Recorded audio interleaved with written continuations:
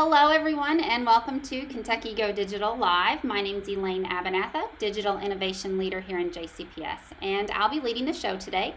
I am so excited to be joined by our awesome Kentucky Go Digital Live team that's able to come with us today. We've got Heather Worrell. She's the Executive Administrator of Digital Innovation for JCPS. Hi, Heather. We also have Kathleen Receiver. She's a Digital Innovation Leader as well in JCPS. And we have Dana Dowdy, who is a digital leader there in Graves County as well. Hello, Dana, how are you? And last but not least, we have our special guest today. We have Miss Rhonda Hedges and Miss Mary Dell Collins. Hello, how are you? They both work at Alfred Benet School here in JCPS, and they work with students that are with special needs, K through 21. So while you're watching today, make sure that you are in the live chat and that you communicate those questions with us. And if you don't have that ability to chat, make sure that you are logged in to YouTube and that you hit that subscribe button too so that you can get updates as well. So without further ado, I'm going to let Miss Rhonda take it away and let us know what awesome things that she and her team are doing with Google Slides. Okay, well, thank you so much, Elaine, and we're going to talk to you today about our literature curriculum. And Mary Dell is here. 4 years ago, I approached her and said, we need to do something about reading. We were just seeing a lot of round-robin reading going on, and even our classrooms where students have difficulty reading. And so I just felt like we could do more. And we started looking for curriculum, and we're sadly let down that there's not a really great low incidence curriculum out there for reading. So we made our own, and we started 4 years ago. And so that's what we're going to talk to you about today, and how we plan for that and how we break it up as a school. And we've moved into Google Slides this year. It's our first year using Google Slides, and it has been an adventure. So we want to share with you what we've learned and want to share those tools with you guys so that maybe you can do something like this in your classroom. Okay, so this is our great team. I hope you can see that. They are all going to be joining me today as we go through this presentation. So the very first question is, how do you go from a blank slide and be an interactive tool for students? And that's where we started. And so that is where Mary Dell's going to jump in and talk to you a little bit about our project-based learning, how we design that, and how we plan out for the school year. The books that we've covered are, our first book was Willy Wonka and the Chocolate Factory. That was our very first book, and we used at that time Smart Notebook. And we also then moved into Nim's Island, and then we did Stuart Little. And we'll talk to you a little. We used Dr. Ginevra Cortez curriculum.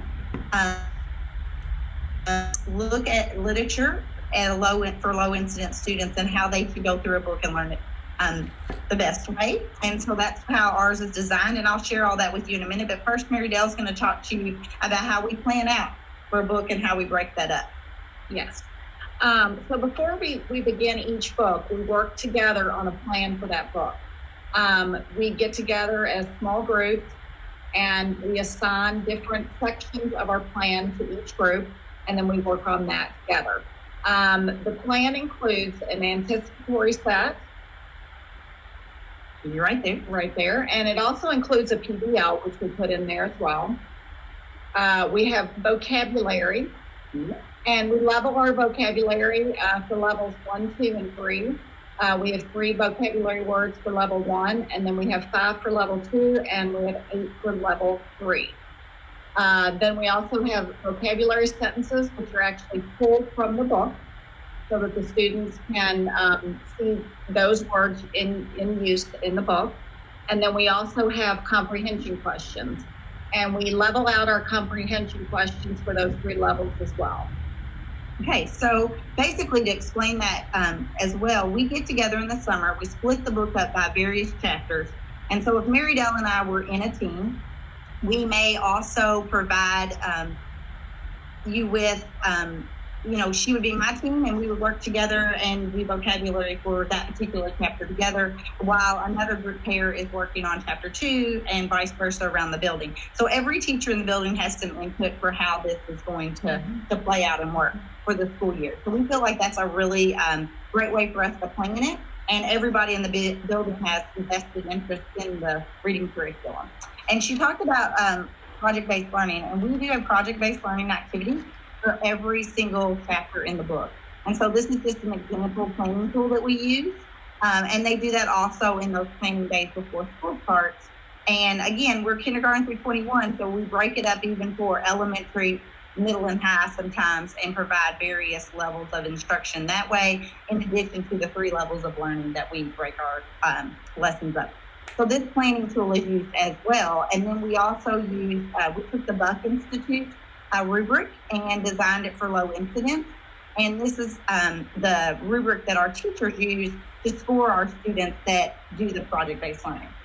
Yes, and so the great thing about all of us being involved is everybody has a vested interest in the reading program, which is really great for the teachers. And then also all of our pre-planning saves us a lot of time in the school year. So then when it's time for us to do each individual chapter, most of the background work is already done. And so it's just basically a matter of plugging in the information into the Google Slides.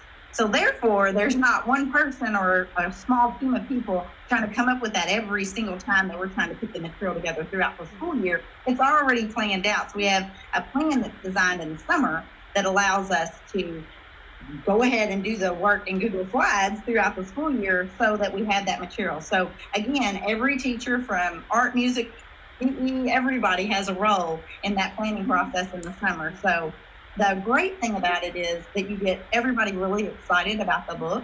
And so this year the book is Lightning Thief. And so that was a big, hard thing for us to do. And so Mary Dell, thank you so much. She's going to go on back and get the next person that's going to join us, because we're going to talk about how we did this work in Google, because it is a huge undertaking to move from one platform to the other. I know that we met with Elaine last year to talk about this, and I was a little stressed out about it and didn't think we could do it in Google Slides, but boy, we have pulled it off and it's working. And Miss Smith's coming in now, and she's going to join me.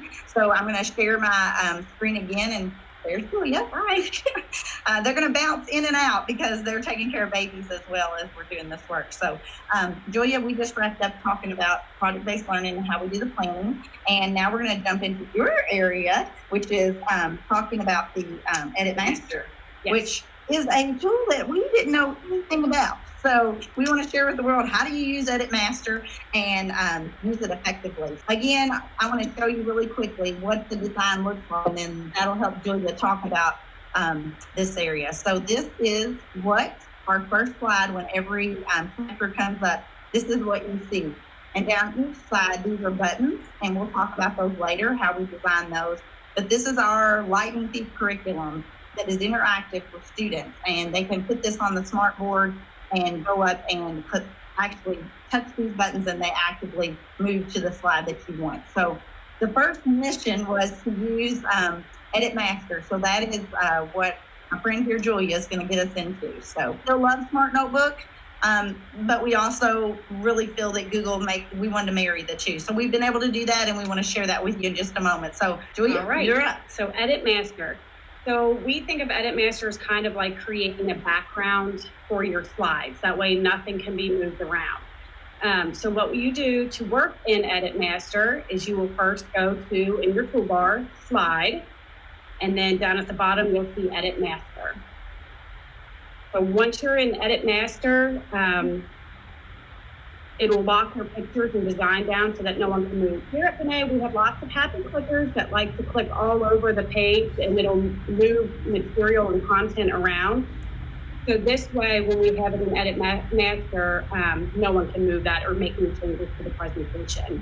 And we like to think, oh, sorry, I had to click. Look at that. One of the things that we like to call it is it's like a wallpaper for your background. So for example, when Heather sent me this slide presentation to work in for you guys, I was struggling because some of the things weren't locked down, and I'm so used now to working in Edit Master that I actually created this as a wallpaper, or used Edit Master to create my own wallpaper, as I like to call it. When we used to back in the day use PowerPoint, you could always select, and you can still do that in Google, but they're pretty basic. Background. So you are creating and making your own background, basically. with pictures that you want. All right. Yeah. All right, so we're going to give you a little sample. We've made this little sample Edit Master drawing, I guess you could say, in it. Okay, Julia. Okay, so if we go to present mode, we'll see that if you're on slide 2 in present mode, and as you can see, we have put the flower in the background. I just tried to grab it and move it, and I can't move anything. Now locked it down for her, so it's not down. So now if we go to slide 3, we'll be able to see that we can click a box. Might take it a second. Yeah, there's sometimes a lag. So if you see, these words are built on transition, and if you click in those would come in. But my flower is unmovable. So that is a background created in Edit Master. So it can't be moved around. Does that make sense, I hope? Yes. But basically that's becoming a wallpaper or the picture in the background. And when we were learning, I think we had to learn that in our heads too. I think, Julia, we talked about it and she was like, so it stays and nobody can move it and you can't. And we'll talk about in a little bit about you can move things and what can be moved and what can't. So for example, the word flower, because it would be flying in, would possibly be able to be moved if a student, or you would animate it. So we'll talk about that in a moment, about how you animate those things, and the Edit Master creates that. So let me show you where that lands so that you can understand better about Edit Master. So if I was going to change the background, wrong word, not change background. Apply layout, and that's where my lands. So after you create an Edit Master slide, that's where it would go. So it's right there. Julia's going to leave us, and we are going to bring in someone else. And as we do that, I want to just talk you through for a second the next portion that we're going to look at, which is buttons. So if we're looking at buttons, why they're important, one of the things that really helps us out, or what we found, kids really like to have something that they can push, and either we annotate behind that or we show them something. Come on in, Miss Nicole. Nicole was standing here. She didn't want to jump in with me. She was nervous. But buttons are really important, and we really feel like there's something that really keeps that attention of the student. And we've learned how to use the Edit Master that we just taught you about and put GIFs on the Edit Master, so that when a student moves a button in front, now they are rewarded with a visual that tells them they got the right answer. So that's a big plus. So that's where Nicole's going to come in and show you that. So let me pull it up for you, Nicole, and let them see what we're seeing. So I'll just explain a little bit about how we use the buttons and how to create them. So that's one way. There's 3 ways you can use buttons. So like you just did, if you click on the button, it can fly away. And in the background, there's a little GIF. Like Hedges said, our kiddos love GIFs. It's kind of fun. Another way is you can link the button to a page in the presentation. So for example, the arrows. Yeah. We could use this one. We want to throw them on here. Sure, yeah. All right. So if we go to our actual presentation. Yeah. So all of these are buttons down the side, like I told you earlier. So which one do you want to go to? You want to go to the we can do comprehension. I do comprehension a lot. So she sets up our comprehension. She's in charge of the comprehension section. Yes. And so when I hit that, when I go back home, it goes straight to the comprehension section. So that's just a page that's linked in the presentation. So that button has a link on it. It's not animated. It doesn't fly away or do anything special. It just truly takes you to this portion of the slide. Yeah.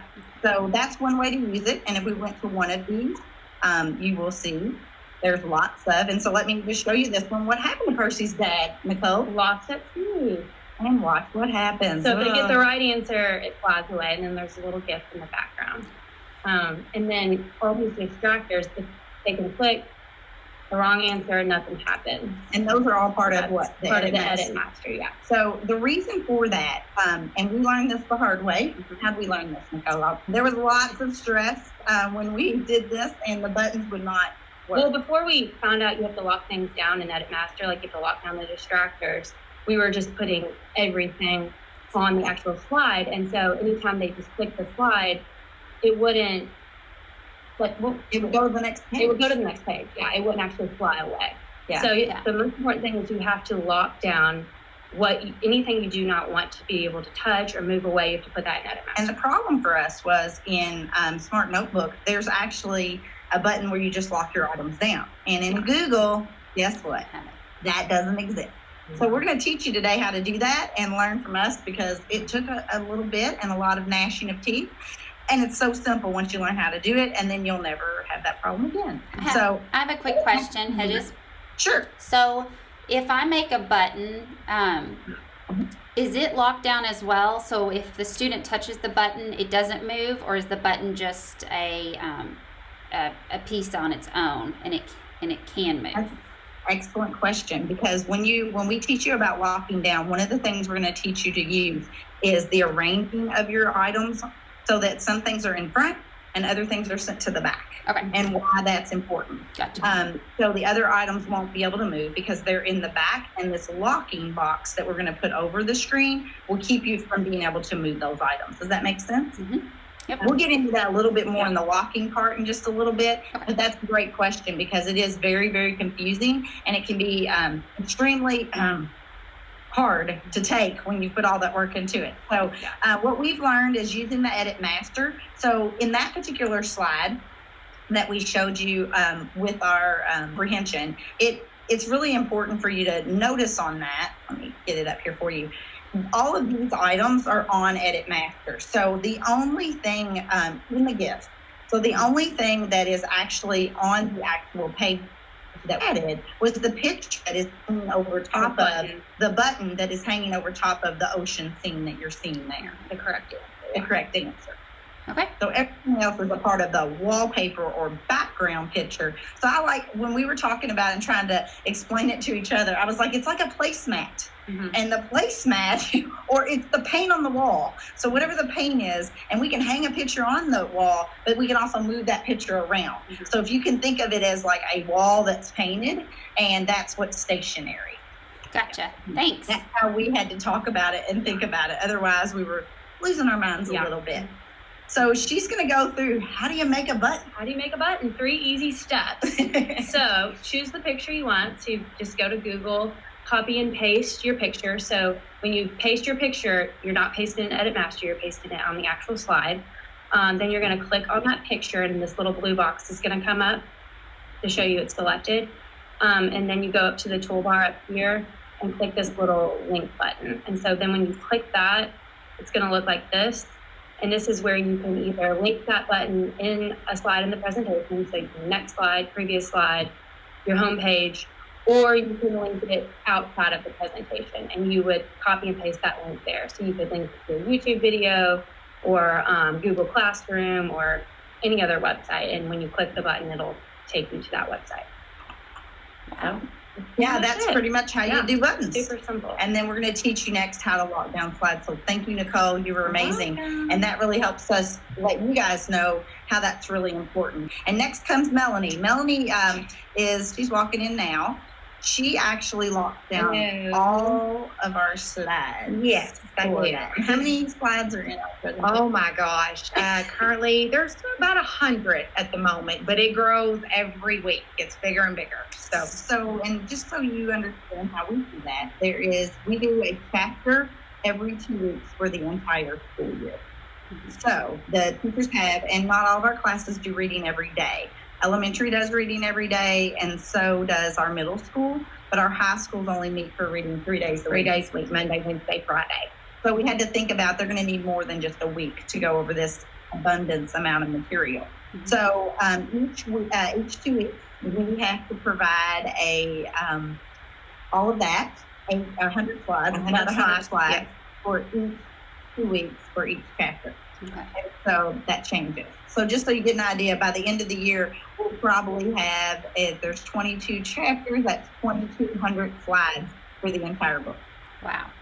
Just to give you an idea. Yes. So we're going to now jump back, and Melanie's going to talk to you about how to lock down, because that is her job. And then at the end, I'm going to go through the curriculum a little bit for you to kind of see how all of those things work. So I hope that helps you to understand why we're doing it the way that we're doing it. So, all right, Mel. Here we go. Okay, so I like to call myself, they gave me the name, the finisher, because when you lock down the slides, this is going to be the absolute last thing you're going to want to do.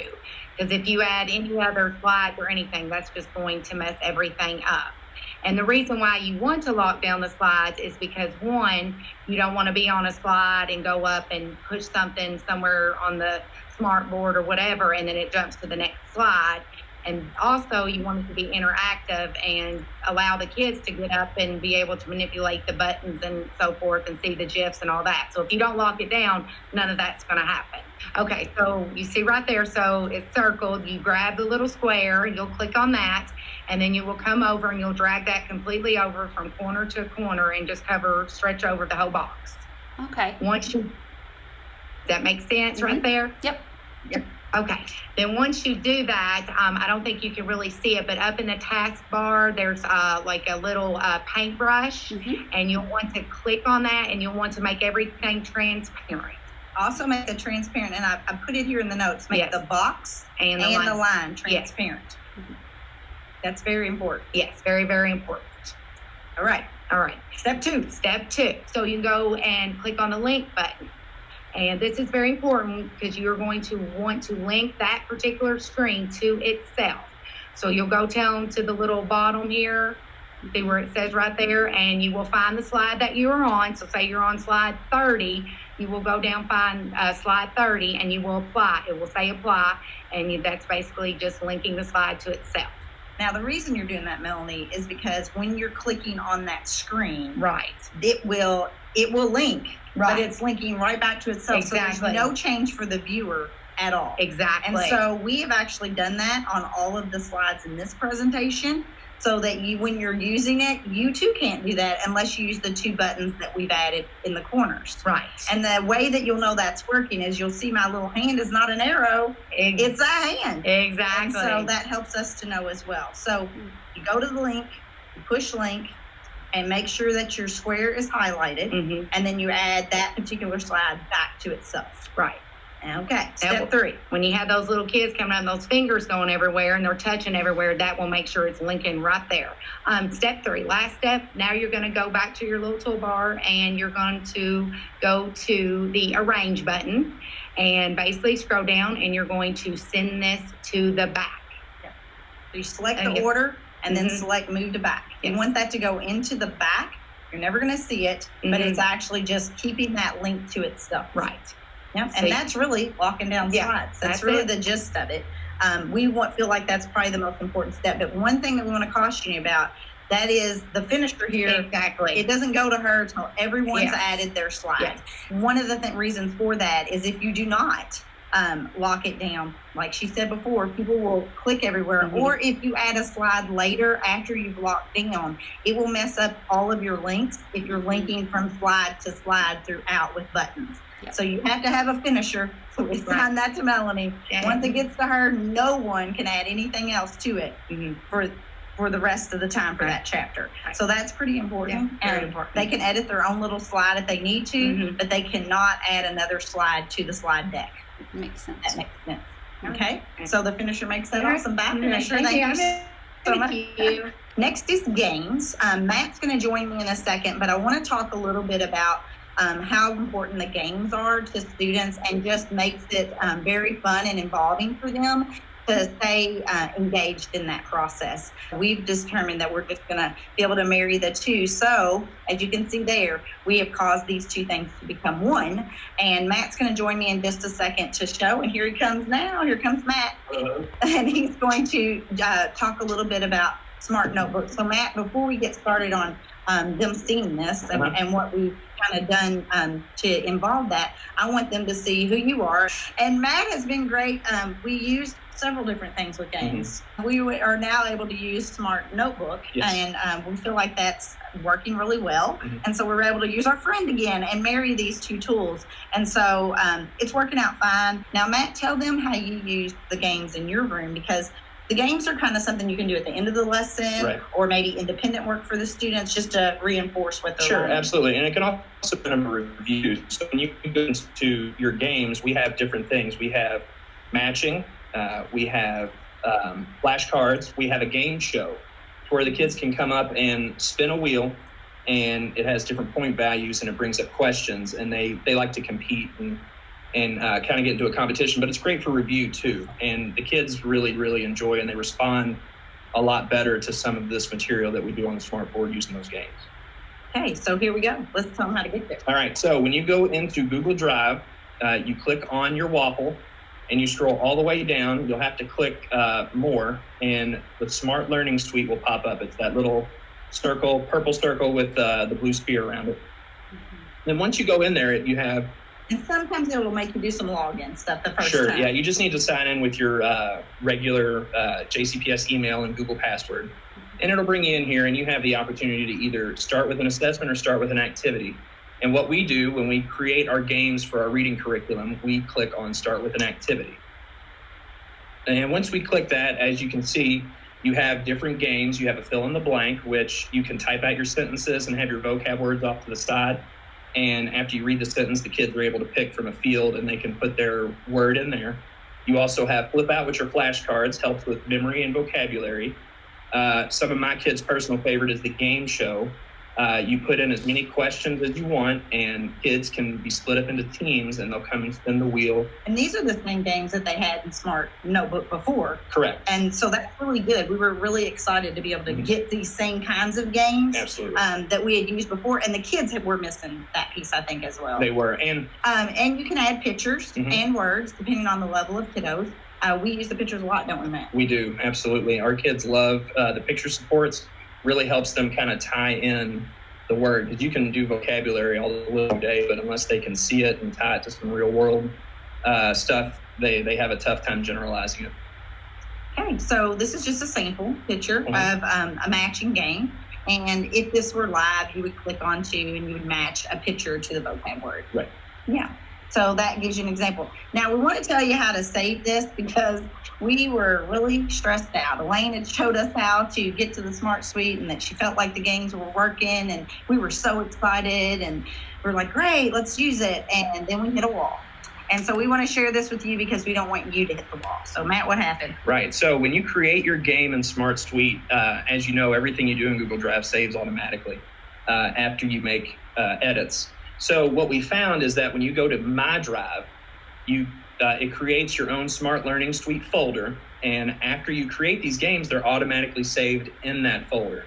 So what we wanted to do was when we were finished with the game and ready to put it into our curriculum, we were able to go find it into My Drive. Yeah, but that didn't happen first, did it, Matt? You No. linked it, and then what happened? Right. We linked it, and when we tried to put the link in, it didn't really work.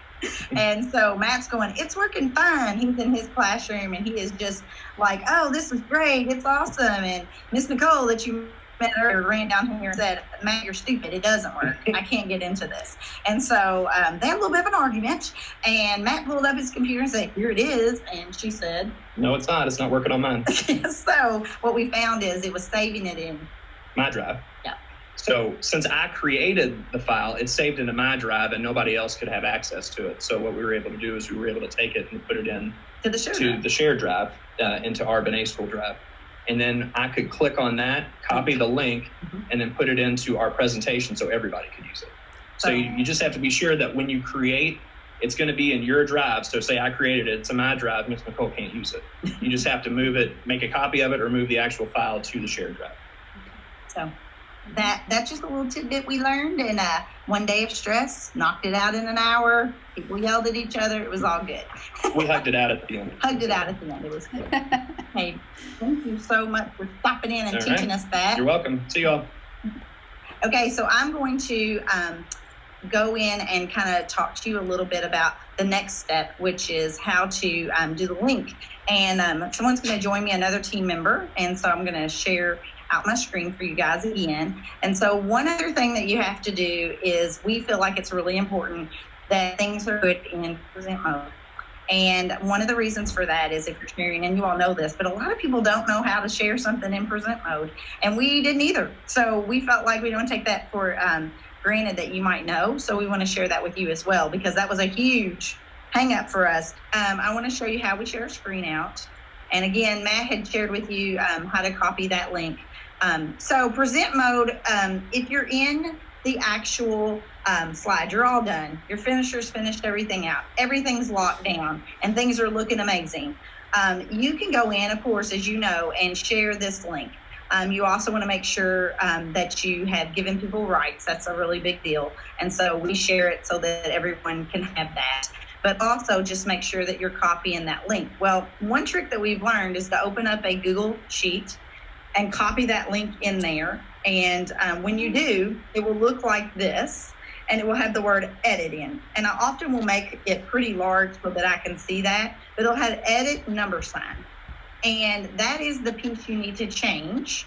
And before you share it out with friends across the building or whoever that you're going to give it to. So we changed that to present question mark. The question mark is crucial. You have to have that. And you also, if you put presentation, it will not work as well. So it's present question mark, and then you'll be able to share it in present mode when you send that to them, and they will not be able to go in and edit your slideshow. That is super cool. I never knew that. Dana, Elaine, Kathleen, did you guys know that little tweak there? I think Kathleen uses that with the teacher backpack, but it helps you when you don't want, especially when you're presenting even, like a KIST or something, but using it with your students is powerful too. I love it. I feel really good. I thought you all knew that. Okay, so teach us. We love when principals teach us. That's awesome. I had no idea. I had to Google that. I think I watched about 10 YouTubes and figured that one out because I was like, people do this. What is the deal? And so I just did not want to send it out to our teachers. So I'm going to go back in and show you a little bit more about how we set the curriculum up, because I'm pretty super proud of what we're doing. And if, like I told Elaine, and I've said this to everybody I've talked about this curriculum, if we can do this with children with intellectual disabilities, there is absolutely no excuse that every elementary school could be working a book and kids could be doing this as a center over to the side in a classroom. And also in middle schools, I've talked to my supervisor about this as well. There's no reason our reg ed schools cannot be pulling this off and having teams of teachers, because the energy that this brings our building is amazing. It is awesome. So just a shout out, we do an expo of learning like every other school in Jefferson County, but I am determined it not be a science fair kind of model. And so we actually will turn our gym on November 22nd. And anyone's invited. You just contact us and we will get you in there from 9 to 12, and we turn our gym into the Lightning Thief.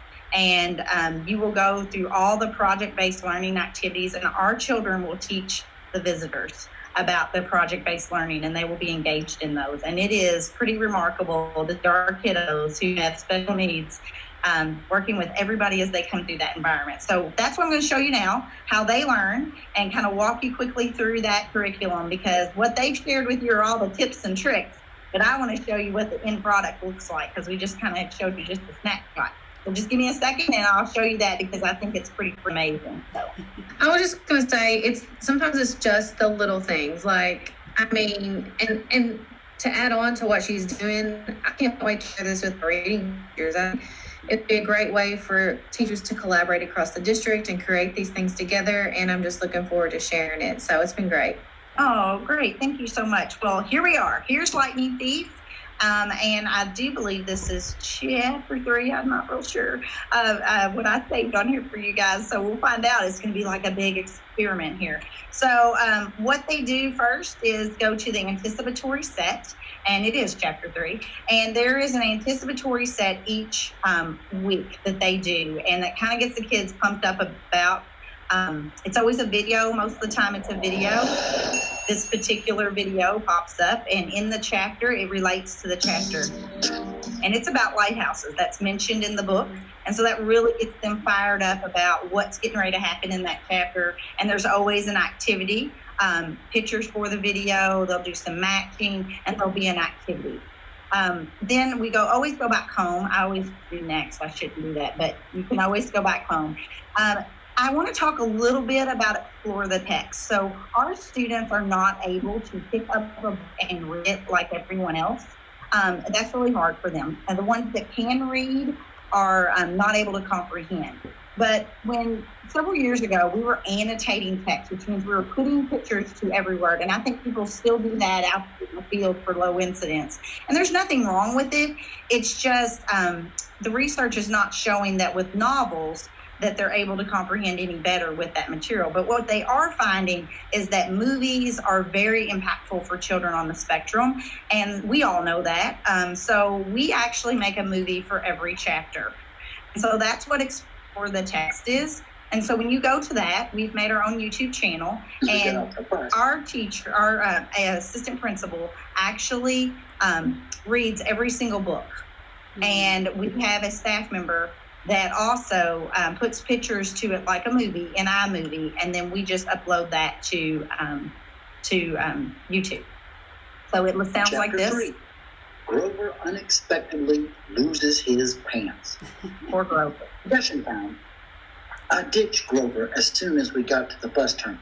So, I mean, I'm not going to make you watch that, but that's what they see. So if we go back to the chapter, they will watch that. Lightning Thief's a pretty intense book. I'm still a little shocked that we're pulling this off.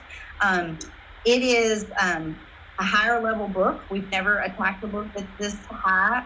It's actually a 6th grade book. And so it has a lot of deep concepts in it. And so we've had to adapt a little, but our kids are loving this book.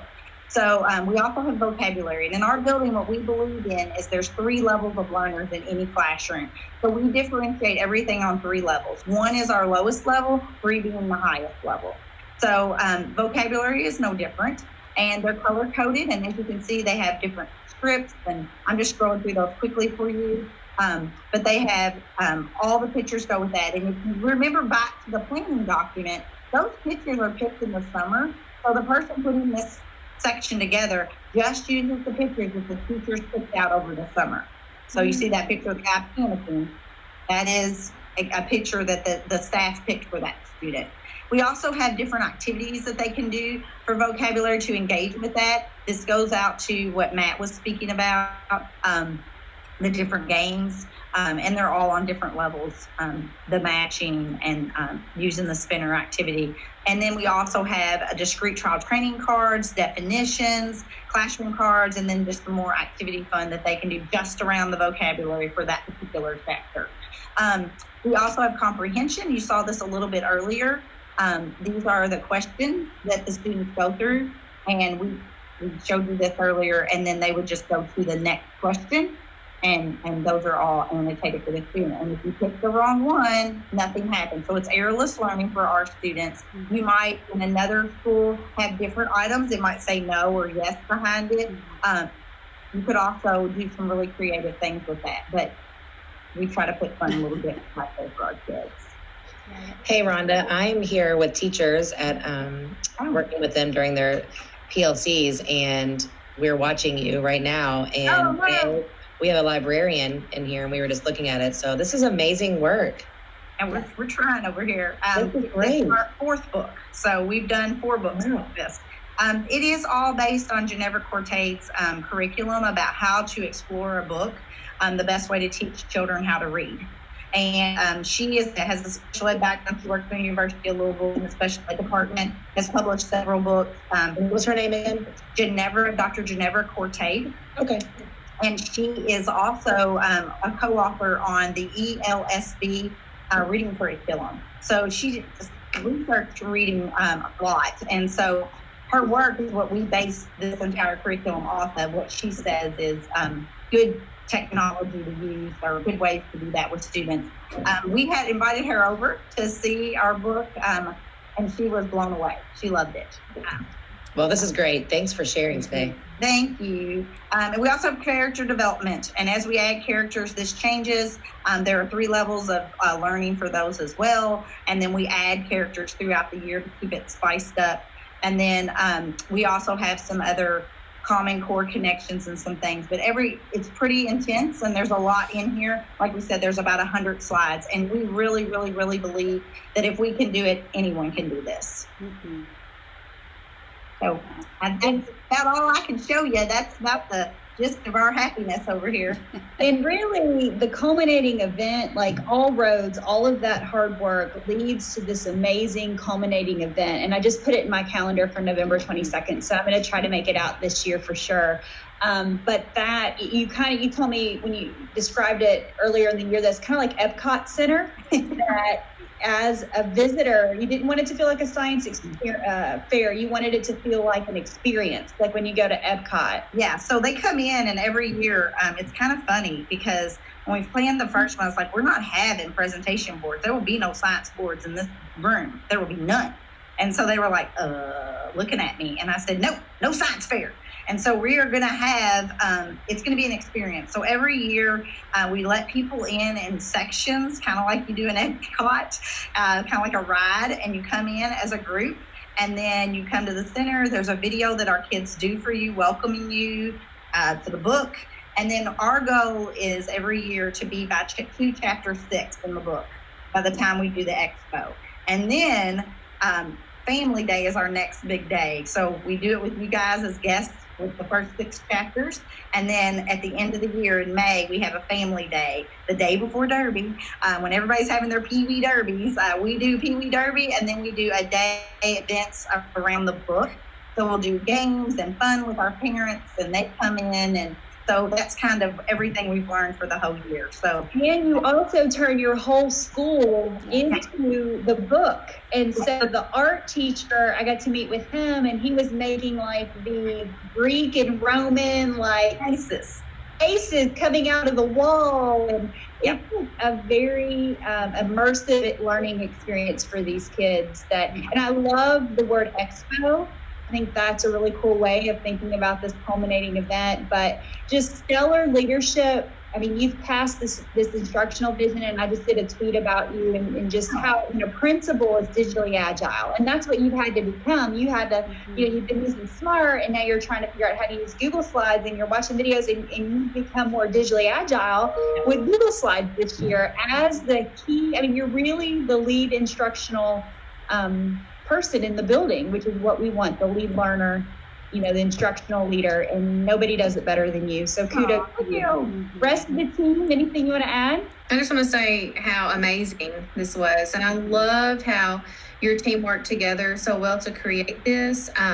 It really shows your dedication to it, and it's just truly awesome. Thank you. Well, I'll tell you something that's really cool. We have about 36 or so classified assistants, and they love doing the artwork and getting really into that. But several of them have come to the teachers and said, you think next year Ms. Hedges will let us join the Google team so that we can start doing some of the Google work? And the teachers were ecstatic. They come running to me and they're like, hey. And so one of the things we also to support everybody is I wrote a grant last year, and actually help my teachers get Google certified on the Google team, is we actually wrote a grant so they could pay for their time to do that as well. So those are other pieces I feel like as a leader that if you just keep supporting people, then it becomes contagious and they just can't help it. They're just like, I want to be a part of this. This is cool. So it's amazing. And so Monday is our professional development day, and we are planning the expo out. And they'll be working in teams and working on how to design their space and what it's going to look like. So the cabin for Zeus and Poseidon's cabin and what that's going to look like. And they have some amazing ideas brewing for our expo. So this one's probably going to be the best. Every year I say, this is the best. And then they knock it out again next year. So. And it's cross-curricular, which is when I was out there, your kids had, for one of the projects, they had like swimming pools, and you guys were going outside and making, what were you making? You were so chapter 1 is the chapter I do every year. So I do chapter 1 to show everybody for the planning what I want them to do. And so I present it at the retreats and get them all fired up about the book, and I give them all of chapter 1. So in chapter 1, he vaporizes the teacher, and I'm like, how are we going to explain vaporize? I'm not going to do that. So I studied and thought about it, and it's change of matter, which is a science thing. And so he went He took the teacher from a solid to a gas. And so how do we explain vaporize? That's exactly what happened. So they did a bunch of activities around understanding what vaporize meant. And then I kept thinking, what would be really fun? And so a lot of physics departments across the nation take pools of oobleck, which is cornstarch and water, and they run bicycles across them or they dance on it, because when you apply pressure to that, it will stay a solid. But if you stand still, it becomes a liquid. And so anybody that's done an elementary lesson on Dr. Seuss's oobleck, that's what it is. And so we made a baby pool of it, and the kids all got to go out and determine whether it was a solid or liquid.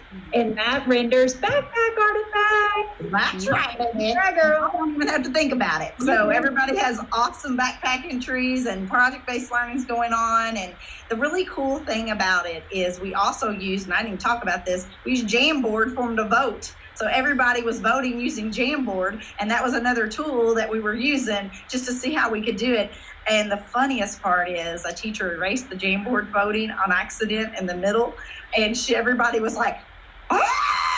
But it was fine. It worked out. But Rhonda, one more time, tell our viewers about your students, your student population. Our student population is kindergarten through 21. These are students that, if you're in a rural district, there may be one child that would be qualified to be at BNA. So our kids are the extreme behaviorally and academically, they are challenging. And they've had multiple school placements. A lot of our students maybe have lived in residential care and just really, really struggle academically. And so my goal is when they get here is to, we love our kids great. We do behavior awesome. But academically, I wanted that rigor to be just as strong as behavior. And so what better way to do it than through an awesome book and bringing the book alive? And so like right now, the 3 knitting ladies that are in the book are tape ladies in the hallway that are knitting, and they love that. And, if somebody bumps into them or they knock them over, we all work together to fix it. So it's no big deal, but it's something to look forward to. In fact, I have some students that, these are kids with cognitive challenges, and they are able to tell me from book 1, which was Charlie and the Chocolate Factory, they can tell you every detail because the way we laid the book out and the way it was interactive. So it's amazing to me. That was 4 years ago, and I can walk up to any kid that was here then and say, hey, who is those things? They're orange, and they were in that book about chocolate. Oh, the Lobas! Are they here? And I'm like, no, they're not here. I just wanted to see if you knew. So it's amazing to me that they're just, it's working. I mean, we're moving the needle and my test scores are improving. And that doesn't happen here. That's not supposed to happen here. And everybody's like, what are you doing? We're excited about learning. Yes.